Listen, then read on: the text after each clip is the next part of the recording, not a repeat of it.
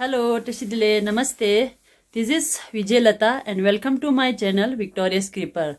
आज मैं आप सभी के साथ बुद्ध वचन का एक ऐसा सार प्रस्तुत करना चाहूँगी जो न केवल श्लोक मात्र है बल्कि पूरे बौद्ध धर्म का आधारशिला है, जिसे दिन शुरू करने से पहले और कोई भी पुण्य कार्य करने से पहले चिंतन के साथ पढ़ना आवश्यक हो जाता है।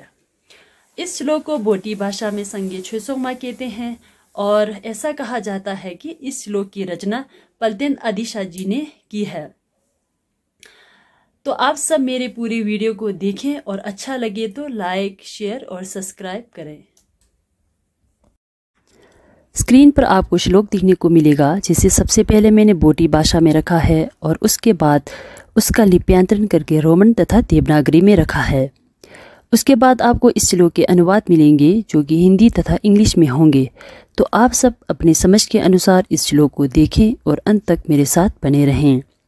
श्लोक को समझने से पहले हम एक बार इसका उच्चारण कर लेते हैं, जो कि संगे छोयदा चौकी छोकनम ला चंगचु परदू ताग्नि कैप्सुची तागी जिनसो की पे छोकनम की ढोला फिंचर संगे टू प्रशो।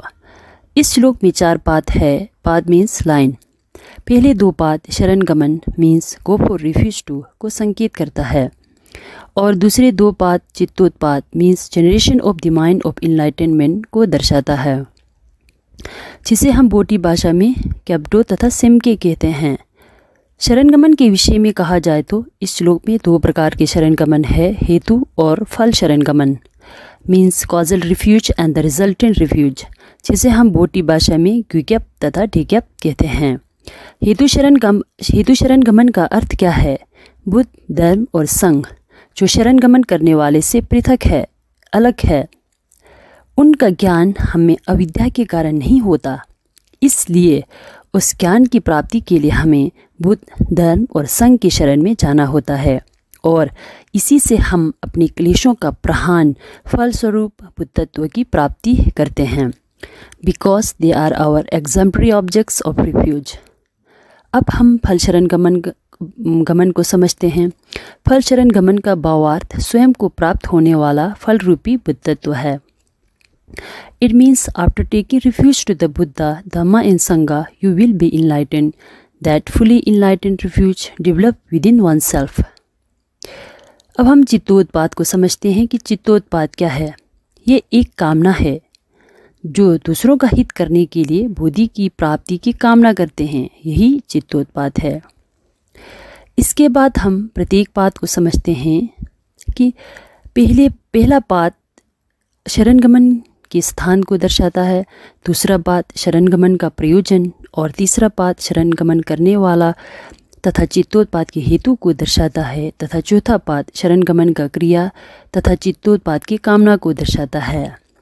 पहला पाद जो है संगे छोयदांग चौकी छोगनमला, शरणगमन का स्थान बुद्ध, धर्म और संघ है।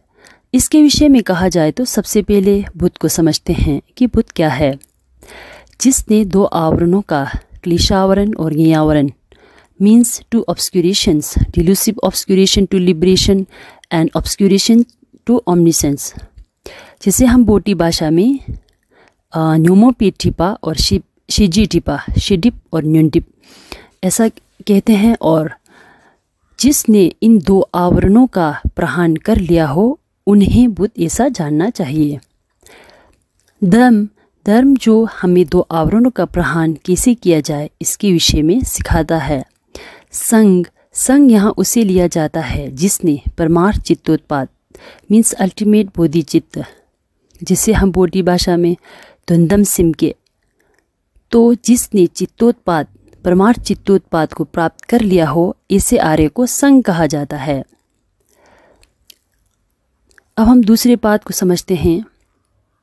चंगचु परदू ताग्नि कैप्सुची। इस पाद में शरणगमन का प्रयोजन दिखाता है कि जब तक बोधि की प्राप्ति नहीं हो जाती तब तक शरण में बुद्ध, धर्म और संघ की शरण में रहना ही इसका प्रयोजन है। तीसरा पाद जो है तागी जिनसो की बे छोकनम की। जो व्यक्ति शरणगमन करता है वो कौन कौन से शील का पालन करें जिससे वह पुण्य की प्राप्ति करे। इसके बारे में तीसरे पाद में कहा जाता है कि वो दान आदि 6 पारमिताओं का 6 परफेक्शन, जैसे बोटी भाषा में फर्चिन डुक का पालन करने से पुण्य संवार और ज्ञान संवार means the accumulation of merit and wisdom. जैसे हम बोटी भाषा में सोनम की छो दा हिशी की छो, इन दोनों को अर्जित करता है, जिसकी फल की कामना अंतिम पाद में दिखाता है। अब हम अंतिम पाद को समझते हैं। टोला फिंचिर संगे टुप्रशो।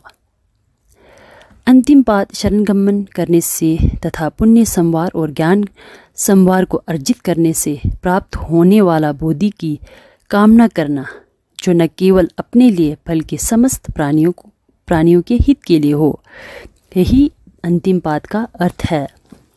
तो आज मैं यहीं पर समाप्त कर रही हूँ, परंतु इस श्लोक का अर्थ और भावार्थ इतना ही नहीं है।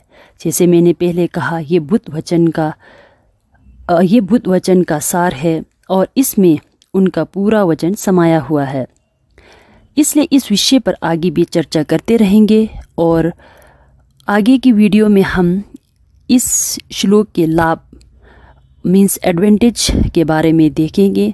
तब तक के लिए नमस्ते।